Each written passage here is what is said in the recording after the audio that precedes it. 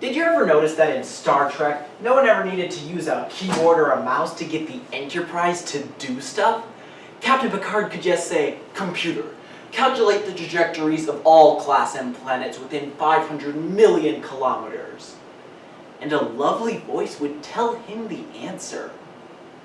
That was awesome. I tried doing it at home, but all Alexa would say was, "I'm sorry, I'm afraid I can't do that." That was disappointing, but not surprising. At least someone at home will talk to me. According to Forbes magazine, as of November 1st, 2017, more than 20% of all mobile Google searches are now made using voice commands. With voice recognition appearing everywhere, this technology is no longer a science fiction. To get a better understanding of voice recognition, let's first boldly go through the history of the software, then next, beam us up to today's technology, and finally, set our phasers to stunning applications of voice recognition.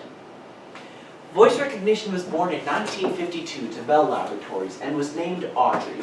According to Roberto Piericini of UC Berkeley, Audrey could only understand digits spoken in a single person's voice, but she did possess an astounding 97 to 99% accuracy rate. Whenever a number was spoken into her microphone, Audrey would respond by illuminating one of the corresponding bulbs on the front of the device. In spite of these advancements, however, Bell Labs was hard-pressed to find a viable market for a machine the size of a refrigerator whose main purpose was dialing the phone. IBM unveiled its shoebox machine at the 1962 World's Fair. This shoebox-sized machine could do all that Audrey could do and more. To be more precise, it could do 6 words more. In addition to the 10 digits, it could also recognize commands for simple arithmetic functions, like plus, minus, and equals. Now this limited vocabulary may not seem terribly impressive, but it's an incredible feat when you consider how new this area of research was and how primitive computers were at the time. The most innovative and groundbreaking addition to the field was made by Fred Jelinek with his application of a hidden Markov model, or HMM. The HMM used computers and statistical models to determine which words and sounds made the most sense in the context of other words and sounds. He used HMM in the software for Tangora, a voice-activated typewriter equipped with a 20,000 word vocabulary. The HMM's use of probability is ultimately what paved the way for future softwares to become smarter, more useful, and more widely used. Now, whenever you speak, your voice creates vibrations in the air, or sound waves. According to Raymond Kurzweil, a Google speech analyst, an analog to digital converter is designed to take these sound waves and convert them into digital data. This data is divided up into many small segments, some as short as a few hundredths or even thousandths of a second. These segments are compared and matched to phonemes. Now, phonemes are the smallest element of a language, composing the individual sounds such as oo, or my personal favorite, g. There are roughly 40 different phonemes in the English language, but because of the different ways that people speak and the vast number of similarly sounding words, the computer can't just simply string all the recognized phonemes together to make a sentence. For example, if you tell your phone to give me a new display, it might perceive that as give me a nudist play, which is highly illogical and not allowed in my house. This is where the hidden Markov model comes in. According to its creator, Fred Jelinek, the HMM begins by ordering all the phonemes, but as it progresses through, it will assign a probability to each one based on how likely it is to follow the previous. If the computer has already recognized sta, it is very likely that and f will follow, because sta is a commonly spoken word. These calculations are based off the system's built-in dictionary and observations of how the user speaks. Amazon, Google, and Apple are such major players in voice recognition because they have compiled enormous databases of search queries to use. They know what everyone else has said, and therefore know what you're going to say. Resistance is futile. Now, you're probably aware that these companies' systems like Alexa, Google Now, and Siri are dominating this market. Amazon's Echo Dot is a small device that uses the Alexa voice recognition software to connect to the internet and other devices in the home. According to statistics from Amazon.com, the Echo Dot was the highest selling device this past holiday season, with millions of units sold worldwide.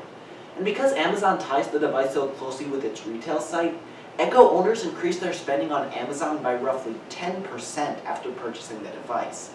Although maybe not all of these purchases were legitimate, as when earlier this year, a 6-year-old girl from Texas made a $170 order on Amazon when she asked Alexa for a dollhouse and cookies.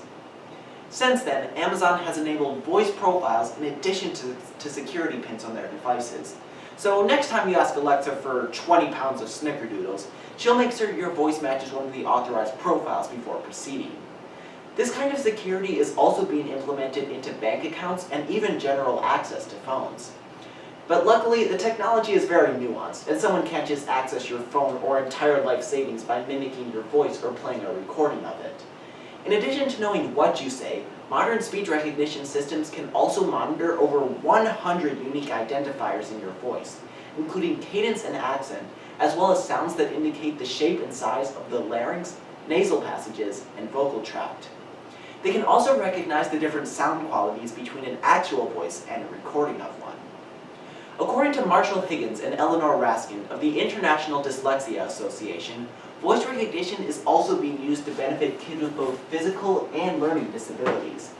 For kids who can physically not use a mouse or keyboard, voice control helps them greatly by eliminating that hardware entirely.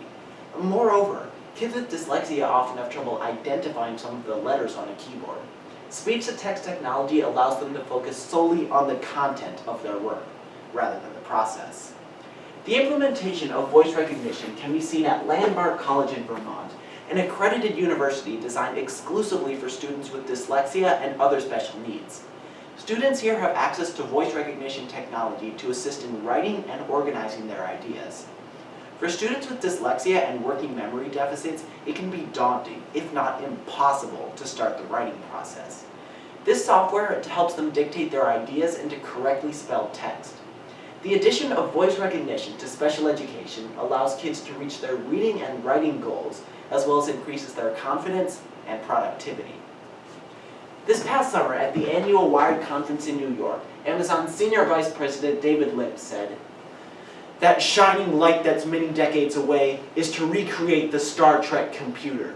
You could be anywhere on the Starship Enterprise and say the word computer, and it would instantly wake up and answer any question." My Alexa's new wake word is, you guessed it, computer.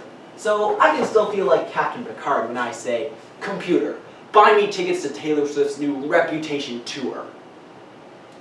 Voice recognition has come a long way, from its humble origins with Audrey, technological milestones like the hidden Markov model, to its applications in both the home and classroom. If this technology continues to progress at warp speed, it can help us all live long and prosper.